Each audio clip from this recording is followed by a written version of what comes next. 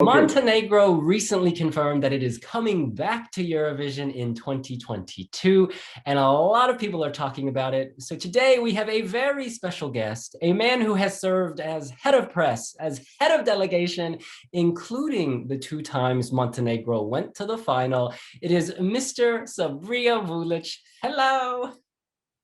Hi, William. Hi to everybody. And thank you very much for this interview. And thank you very much for the chance to say something about my favorite festival. For my favorite entertainment, this is the Eurovision Song Contest.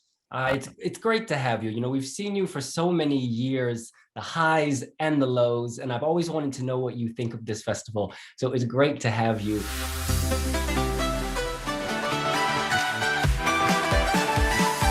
Just to start, could you tell people, what your job is at the TV station and how long you've been involved in Eurovision? In this moment, I'm editor-in-chief of second channel of TV Montenegro. I'm working this job so long time. I'm in journalism about 31 years. I'm so old. But I'm with Eurovision. My first experience with Eurovision was 2005. I was head of press of delegation of Serbia and Montenegro in this time, and representative of our country in this moment was Montenegrin young band No Name. And if you remember, they had a very popular song, and they were on the end of the 7th place. What is I can tell we were together in Serbia in this time, but I can tell that was the best what Montenegro did on Eurovision. This place number 7. Before that was Daniel Popovic, I think 1981 or something like this, with the song Julie. He was on 4th place. That was in the time of Yugoslavia. Right. When Serbia and Montenegro split, was your Eurovision participation extra special that first year? I have to be honest, the first year was, I think, 2007, and in this time I wasn't in TV Montenegro. I was in one big private TV channel. I had my show over there, and I didn't pass this project. But I know, I think that was Stevan Fede. He was a representative of Montenegro, and I know the Stevan Filipovic and Andrea Debirovic, they passed without me. My comeback was 2012 with Rambo Amadeus. Okay. So before we go back into the history, let's talk about the now. Montenegro withdrew from Eurovision after 2019. They cited financial pressure. Could you talk about the decision to withdraw and how you felt about it? I think that is long story, and this is characteristic story for the countries like Montenegro. I have to be honest. In Montenegro, I know examples from the other countries. We have big public pressure with the question, why are you participating on Eurovision? Why are you spending money? This is something stupid. We have to go. We can win, and something like this. People cannot recognize what is important when you are part of Eurovision. First, you are part of one big Eurovision family, what is very important. You are part of big music world. And what is for me most important, you have a big chance to promote your country. But what is for me the main reason to participate in Eurovision Song Contest? 2019 we had a big pressure. Why we have to go to Eurovision? We spending money and something like this, and management make decisions in this moment. Okay, we will not go. What is for me very wrong decision, but when you have this big pressure of publicity, you can understand. So is that the media in Montenegro saying that? In a normal situation, you can expect that they will criticize this decision. But unfortunately, nobody reacts on this decision. On public networks, you can find this is very good. We will not spend money this year. Nobody thinking about the main thing. What I said that we promote Montenegro. We got independence 2006, and I have to be honest. So many people don't know where is Montenegro, and this is a very good chance to promote your country. Unfortunately, so many people don't thinking on this way, don't thinking that if you send some sports team of some competition that you're promoting country, but they're not talking about sports team. The Eurovision is something I can explain. Something special. So many people hate when we are participating on ESC. And I told you before this interview, I think that Eurovision, I have to give a medal because my fight for Eurovision, I had so many problems. I have so many public statements about this that we have participated. And I in the same moment, I got so many haters who saying that this is not good. We are spending money. You spend my money and something like this. People can understand how Eurovision Song Contest in sport. I will go back in 2019. Of course, the main decision about participating RTCG on Eurovision, making a council of RTCG.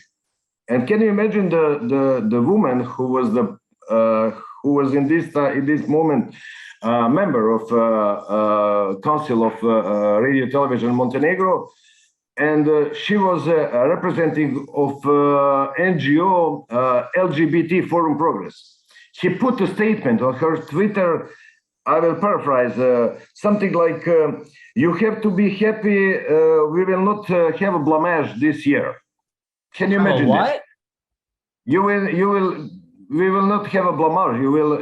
We will not make a bad picture of Montenegro this year. What is strange, but they make decision that we will not participate in 2019. And you notice very good statement of our general manager who said, "Okay, we will not participate this year on Eurovision. We will buy 5 new cars." And so many people comment this, but that was a really joke in this moment because he was angry. Our ex-general manager, he was angry because we will not participate, but the pressure of public was so strong that they had to make a decision like what they make. And we didn't participate 2019, 2020.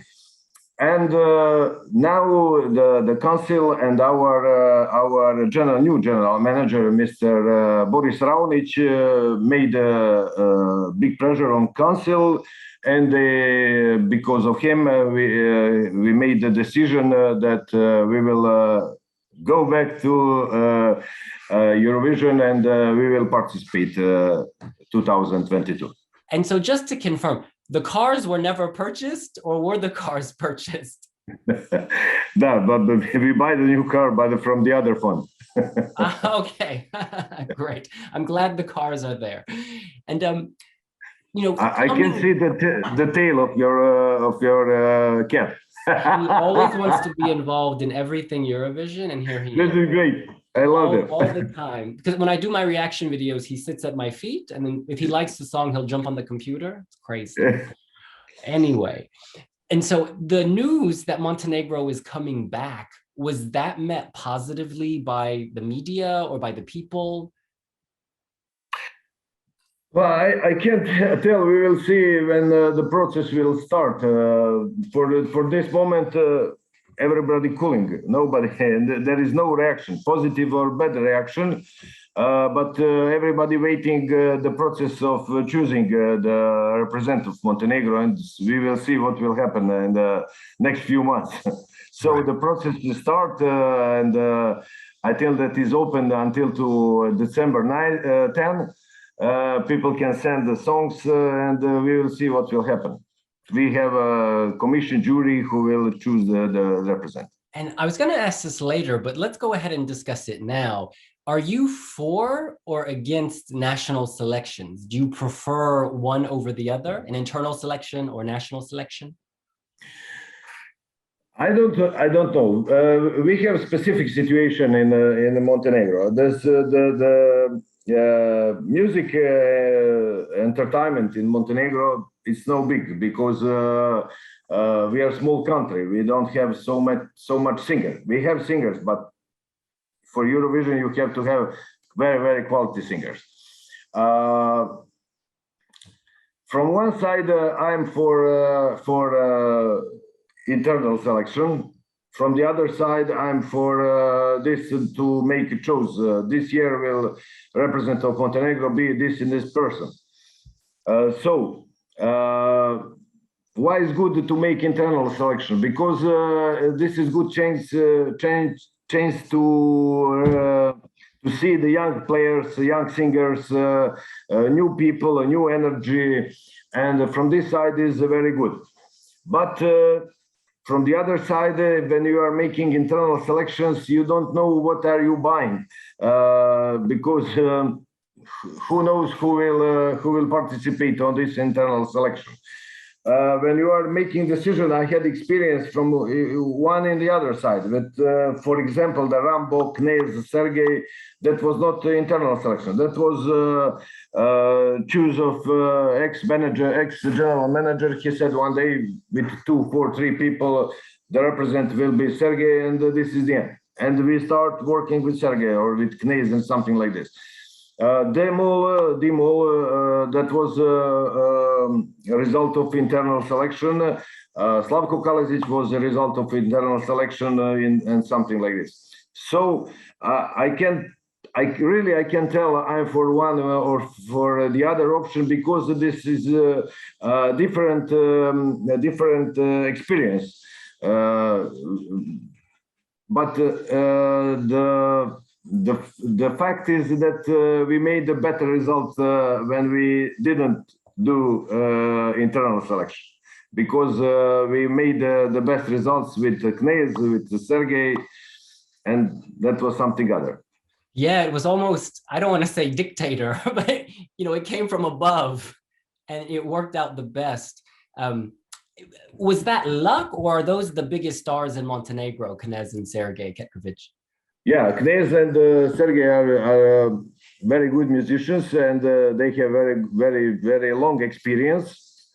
And that was easy select because same thing is with Rambo. Rambo is a star. Same thing with the Husi. They're stars. They're something special. Like in the case of Husi. You have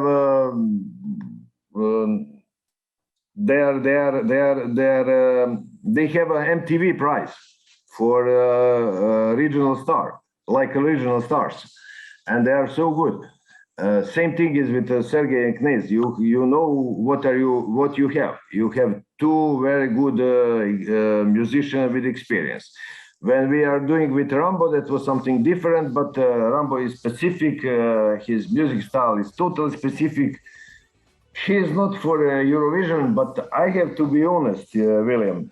When I'm coming back on Eurovision, the stuff from Eurovision, don't ask me for Sergej and for Knez. They ask me, what Rambo doing? Oh, wow. And I totally understand. The problem is because he made the song on our language, on Montenegrin. People didn't understand, but Rambo has had a very, very good message. And the song, the music, like musician, like music, the song was specific, but his show on the stage was specific because, for example, maybe you don't know this. This moment, the director of his show was a guy who has movie, who was Montenegrin candidate for the Oscar, Dražko Đurović. Yeah, and I have a very good story about this donkey on the stage. We were talking like day by day about this, how we will make donkey on the stage, like Tran donkey. And on the end, by accident, I found a person who live in Azerbaijan, and they are making like some like marketing or something like this. I called them and I told them, "Can you make a donkey?" And they were thinking that I'm joking with them, but they came, "Okay, can you show the picture? Can you send us the picture of donkey?" And Rambo's brother, who is architect, he made a picture of donkey, and really they made a donkey. We didn't know how this looking, and the first day when we come in Baku, we went to this workshop and we saw donkey exactly how we want. And the beautiful scene was we drive donkey in a truck all over the Baku, and people was looking like us like crazy. What are people doing with a wooden donkey? So that was very, very interesting show, and really, I think that after this, Rambo had a few performance. I think in Austria or something. I don't know, in other countries, and that was really he didn't make the result. He wasn't lost. Montenegro never was lost on competition, but he put very, very, very hard stamp of Eurovision. I'm sure. From the other side, Knez and Sergej, they make a good result. They were in the final, and what is for me and for us, I think that is the best what we can do. And about Rambo Amadeus, he sang Euro Neuro, and people may not remember, but of course, Europe was in a Eurozone crisis, if I recall. There was a monetary crisis. Could you explain the message of his song and what he was telling Europe? I hate to explain the song, to be honest, but the message is a specific message what Rambo can make about Europe, about European Union, about money, and something like this. You have to listen song. Yeah, you have to listen song. You have to find the translate of the verse. And I'm curious to look at Montenegro generally. I think as an independent country, it's made the final twice out of 11 times. Do you think there are any general, disadvantages or particular issues that explain this? I know this. I think that is. These two times are a big success for Montenegro. Two times what we got the final, and I think that is the last point for us to make a final. I'm sure that we can win. Maybe this is the other story why we can win, but we can talk about this. I have some ideas, and I think that is good idea. Eurovision continue so long, and I think that it's time to change something on Eurovision Song Contest to make better, to make a new chance for the other countries. When we are talking about Eurovision, for me, what is the problem? The winner is the next host. So this is, I think, only one competition in the world when the winner of the last coast is last competition is host of the next one. I think that I would be happy that I know who will be host of Eurovision 2023 right now. Why? Because this is a chance for so many countries. For example, you have little countries like Montenegro. For example, you have middle big countries like Hungary, who has all facilities for organize very good competition. You have Malta. They were host of junior Eurovision, so they can organize. But the question is, does they can win? And I'm not sure that they will win in the next 10 years. Maybe they will. I would like. I have to be honest. But if somebody thinking about this, that we know who will be host 2023 or 24, that can be so much better. Because first, you give a time to host a country or host city to prepare very good competition, to make good marketing. They have 2 years, for example, for preparing everything what mean Eurovision Song Contest. With the help from the other countries, no problem. Maybe Montenegro, if, for example, Montenegro, if we organize big concerts like Rolling Stones, like Madonna, like Lenny Kravitz, I'm sure that we can organize Eurovision Song Contest. We organize this for, I don't know, 50,000 people on the open space, because we are Mediterranean country and we can organize this. From the other side, I think that some countries repeat hospitality so many times. And for example, I don't know when will Great Britain will host of Eurovision. Every year they have, I have to be honest, very bad song and very bad position. And I know that BBC spent so much money for Eurovision. Why Great Britain or London or some other city can be host of Eurovision? I think that in this moment we are circling in the same circle, and with some time to time going, for example, for some other countries like Ukraine or Israel, or I don't know, Holland, Netherlands for now, and something like Austria. But this is Scandinavian circle is very interesting. Do you think if Montenegro hosted, it would motivate the country to maybe get behind Eurovision? I'm thinking this, yes, because people don't know enough about Eurovision. They are thinking this is some concert. Eurovision is a big, very serious project. And I'm happy because I was part of Eurovision, because I learned so many things about good producing, about good sound, about good video, about so many good things. What I saw over there. Of course, I met so many people who are very good in their jobs, and that was a very good experience for me. From the other side, if, for example, Montenegro is a host of this event, I'm sure that we can organize it with the help of other people. It doesn't matter if we have enough, I think, people here, but of course that we will use the other people who have experience or for organize like this big event like Eurovision. Do you think that Eurovision is a fair event? I don't know. Why? Because when you have some sports event, you know that if it's football game, who score more goals, he's the winner.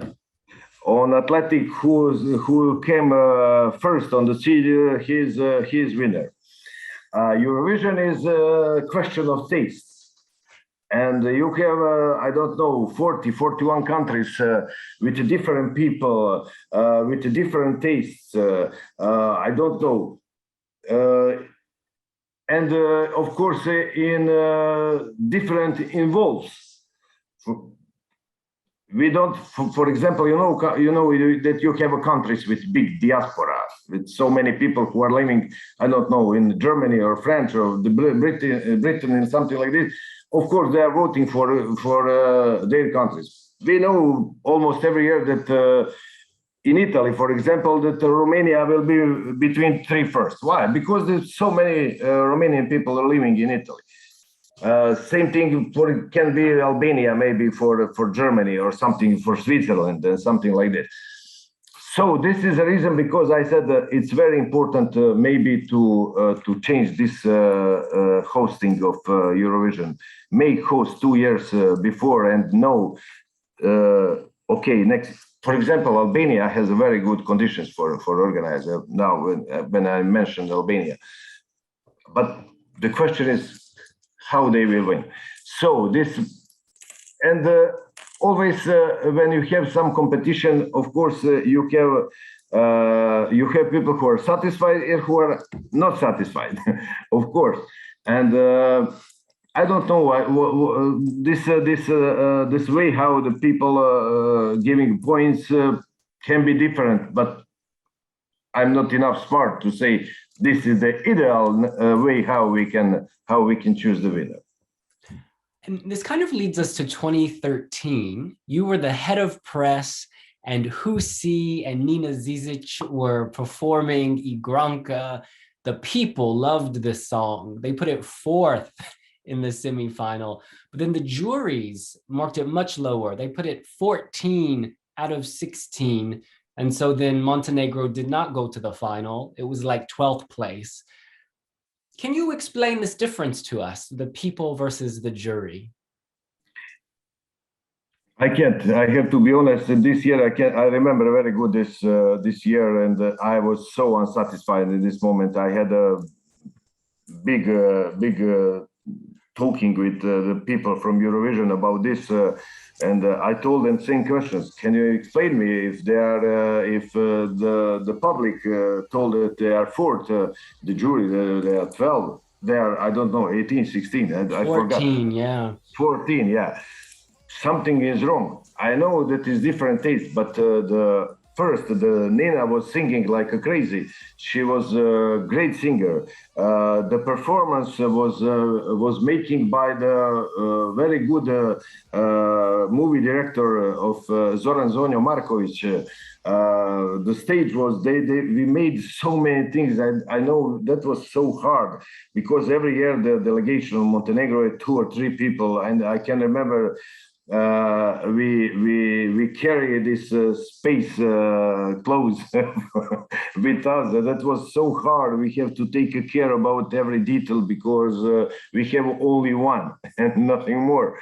And we spent so much energy, we spent so much time. They made very good song. This song was very popular. The Nina was a star in that was in Malmö, yeah, yes. And but on the end, we didn't pass in the final. I don't know. I wonder, do you think maybe juries sometimes play it safe? You know, if you vote for a Sweden or an Australia, I don't know, it's considered safe in a way, because no one's going to hate on the Swedish music industry, but maybe Montenegro is less known, so people feel like it's a risk. Listen, the member of juries are different people. One is a musician, the second one is, I don't know, maybe a professor of music, the third one is a video producer, and different people, different tastes. I'm sure that so many of them thinking like, of course, Sweden, they are the best, really the best, where they have very good producing. But from the other side, I'm not sure the Great Britain don't have a good producing.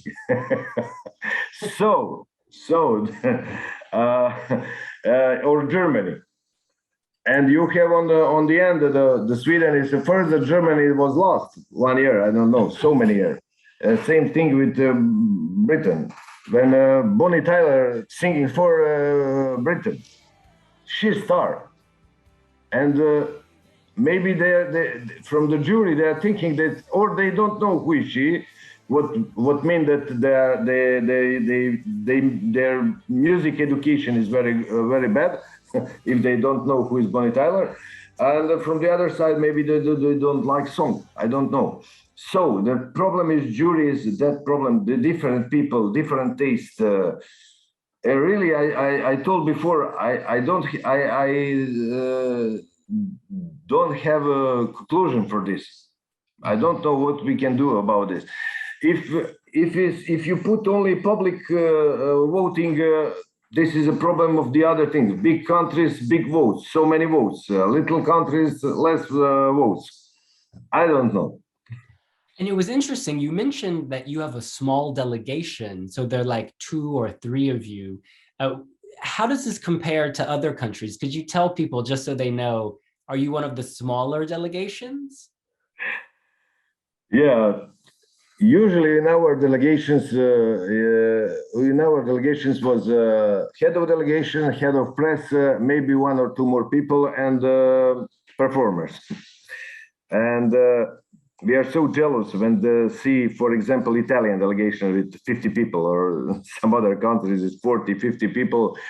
But really, me and my colleague, for example, who is almost every year with me, Ivan Maksimovic, we love this. We love this Eurovision, and we are ready to do everything for our performers. We are their brothers, we are their teachers, we are their psychologists, we are the people who carry their stuff, and we are everything in this delegation. You mentioned that in 2013, you had to be very careful with the Who See space costumes. Were they very delicate? Could it break? And so you were packaging it? Yeah, that was very hard, and I know that we spent too much time to pack this stuff. And really, I forgot how we bring this. I think in the suitcases or something like this with us, because we have to take care about every details. I know that was if you touch a little harder their costume, you rape this. This is. That was unbelievable. I know that we care, and during the performance, Deda and Mario, they were totally wet under the costumes. They are like they come from the sea. It was very hard, but very good experience. I know that everything for Eurovision. And I remember reading a press release from you from 2013, and it said how one member of Husi worked in a toy store. One member was, I think, a producer or made videos. So they weren't full-time musicians. They had other jobs as well. Is that typical of the singers from Montenegro at Eurovision? In this time, that was true. Really, the Dada was working in the toy store. Mario, he was working like video producer or something like this. But now they don't working anymore, except Mario. Mario making the video clips for Husi right now. They're only working about music. You know, they're totally professional musicians. They're living from this. If I can remember, we have only one case that we didn't have professional musician. That was a case with Slavko. He's professional actor, and all the other are musicians. This is their professional job, and we understand this. Of course, they are living from music. Obviously, you and your team get very invested in the act. You know, this is a big project. Which result hurt you the most or stung the most? I don't know. I have to be honest, and I most hurtly was with the public state in Montenegro, not with Eurovision, with the results. People forgot that our budget is low budget, and that we are doing all projects with small money. This is, for example, when Slavko was singing, the budget was 105,000 euros. This is for everything.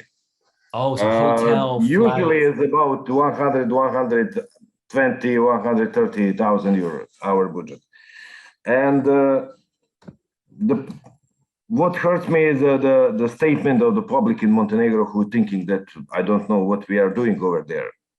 We are spending 15 days very hardly working, thinking about everything, about promotion of our musicians I think that I can make that I can write a book about this about our ideas, what we did, what we did to promote our musicians on Eurovision. Of course, nobody knows our musicians. And really, for me, now I had one big problem in Montenegro. I had one statement really on my Facebook profile, and so many people and some media starts. I have to be honest, spitting on me because I was very angry about these relations with competitions in Montenegro. And the people don't know that when my friend told these people who are participating on Eurovision Song Contest, they are music national team of Montenegro on a big competition, like the big European competition. So many people in Montenegro can understand this situation, and this is what still hurts me when we are talking about Eurovision. I'm trying in my interviews to explain people how is Eurovision is important for Montenegro, how is important for our young musicians to participate on this competition. I'm so sad because we don't have kids on Junior Eurovision, and because they are a new generation who can prepare for the big Eurovision competition. I'm doing what I can, but this is fight who will continue. I remember with Slavko, all over the newspapers before and after Eurovision, he obviously didn't make the final, but in British newspapers, you saw Montenegrin singer from Montenegro, you know, the hair braid. They would use the picture, not of the winner, but of Montenegro.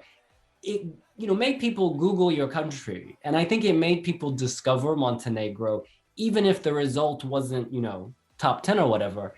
I mean, do people not understand that being there gives you a face and an image, and it seems so obvious?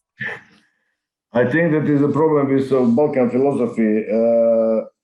You have this Pierre de Coubertin sentence, it's important to participate, it's not important to win. I think that so many people in Montenegro can understand this. They are thinking if you are participating in something, you have to win or you have to be there. So Slavko, for example, he had so many opponents here in Montenegro, but he made a very good thing for Montenegro. After Eurovision, he had so many concerts all over the world, from Australia to United States, all over Europe, and he made a big promotion for Montenegro. People here know, not all the people, but so many of them, they are thinking on the wrong way. You have to win Eurovision. You can't win Eurovision. You have to put so much money to win. This is for sure. You have to have a good production, a good song, so many the other good things. That's mean money. We talked about this a little before, but you know, Eurovision is supposed to be bringing countries together. And I sometimes notice on our Instagram or our Facebook, if we post about one Balkan country, you know, maybe other people get angry from other Balkan countries. I guess my question is this: do you think Eurovision succeeds in bringing neighbors, countries together? When we are talking about our delegations, yes, Eurovision bringing Balkans country together, because I'm very good friend for me personally. I'm very good friend for all Balkan countries with head of delegations or member of delegations from Slovenia to Macedonia, Albania. But this, what happened on the social networks is a picture of a political situation in the Balkan. So you have Eurovision, you have competition. From the other side, you have picture of this when it's competition. One country, I don't know, some idiot from one country hate the other guy from the other country, and you can do anything. We are paying the price of war on this Balkan area, and I think that Eurovision song can do this to put together, because I don't know, that was problem between Croatia and Serbia, but always the most point from Serbia got Croatia, and from Croatia got Serbia. So that means something. Yeah, and of course that we have to do. And I had one idea to make try to make some regional Eurovision Song Contest, not regional contest, music contest. I think that could be a good idea to make connections between countries on the Balkan and to make us together. Great, you are a peacemaker. And yeah. And Sabrija, for instance, choosing Slavko, many people said it was a brave decision, because they're saying the TV stations putting their faith behind him. Do you feel that you have to be brave in your job when you make these decisions, given how the media can react?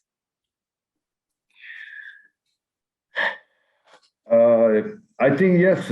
I think that was brave decision to put Slavko in Eurovision. I think that he would make a better result that we had some more people, for example, on the stage. He had in the backstage 3 great vocals, but from the other side, we have to be honest and say Slavko is performer. He is not singer.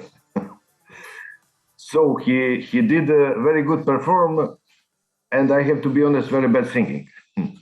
So on the end, this is the result. Right. And Montenegro has only ever sent one female soloist, Andrea Demirovic, who was amazing. And that was a very long time ago. Why is this? Where are the female soloists? We had Andrea, we had Nina, yeah? Yeah, but she was with Husi, she was kind of part. I don't know. I don't know. Yes, you are right. I wasn't thinking about it. We have all the time the men singers, but yes, Andrea was 2009, or I forgot, 2008. Nina was 2012, and we had 3 girls in the demo last time in Israel. And we had back vocals, yes, every year. But the lead vocals, really, they were usually the men's. This is true. Maybe we will see what will happen this year. Maybe the woman will be on the stage. I would like. And you, again, because your delegation is small, you have to do so many different roles. Therapist, policeman. I'm curious, do you ever find yourself having to tell young performers or performers new to the international stage, tell them how to behave or tell them how to sing even? This is a really, really hard and serious job to make everything with this little delegation. I will tell you one story with the demo. This is the last one. That was 5 young men, girls and boys, and we had to on our way to Israel from Podgorica. We were in Istanbul, on airport in Istanbul, and I told them, please be together. don't separate us. But one member of band, he left on the other side, and we had maybe 40 minutes to airplane. We couldn't find him, and we started panic. Everybody, that was our 7 or 8. We are looking for him on airport. We couldn't find him, and after I don't know half hour, we found him. He was sleeping one part of really big airport in Istanbul, and I didn't kill him in this moment. I was totally destroyed. But this is what I have to expect when I'm going with crazy young people to big competition. And of course, Eurovision is something, I have to be honest, new for them. And you have big lights on them, all Europe watching them, million people talking about them. This price of glory can be very big. So you have to control them and put them down on the ground. And you said very good. I have to be therapist all the time on me and even on somebody other who is in delegation. We have to talk with them. They have to come back to Montenegro a bit again normal people after the Eurovision. And on that note, there are obviously pressures before you go. For instance, the betting odds may have you low, or people's reviews and reactions may not be so positive. Do you keep them away from this, or do you just let them engage with this if they want to? Every time before the competition is totally craziness. I can tell like this, because we are thinking for, I don't know, for costumes, for everything what will be in the stage, for hotels, for this job working 2 people or maximum 3. And this is so big job for little crew from Montenegro. But I learned this job actually, and now it's so much easier. But it's really hard. And in the moment you have put away everything what happened around you. In the other moment you have to involve in this problem and make something, your reaction for everything what happened on the side. But in the same time, you have to think about musicians, about producers, about money, about everything. And this is really hard, I have to be honest. And in the press conferences, things can go wrong, right? Because it's different cultures, different languages, and people aren't always kind of on the same wavelength. Have you ever had to rescue an artist at a press conference or intervene at a press conference? I have a good story about this. And yes, this is for me, of course, I don't talking my natural language, and now I have a problem to speak English, of course, because it's not my language, and I'm looking for some word, and I know that I'm saying so many words wrong. It hurts me, but I have to, especially because it's my professional. I'm a journalist. Every word have to be right, and I have this problem. Of course, that on press conference you have a problem because the musicians, so many of them don't speak fluent English and something like this. It was my experience with one journalist in Kiev, 2005. We had a no name and 5 kids. They don't speak English, any word, and it's not problem what they don't speak English. They don't have enough capacity to answer on questions. And for example, they answer, yes, it's true. And after this, I'm translating. And translate is continue about 2 minutes. And the journalist looking at me like, you're speaking very strange languages. With 2 words, you make 3 sentences. but I had to answer for them because really they don't have experience with interview. They have they were scared, and I answered for them. You give them the answer. That's great. To wrap things up, Eurovision is all about sort of, in many ways, promoting the country and like letting the world know what a country is like. For you, what is the unique aspect of Montenegro at Eurovision? Why should people pay attention to Montenegro at Eurovision? I can tell exactly what can be, but I can tell that we tried to be original a few times. That was with Rambo, that was with Husi, that was with Slavko. And we play on this card to be original. From the other side,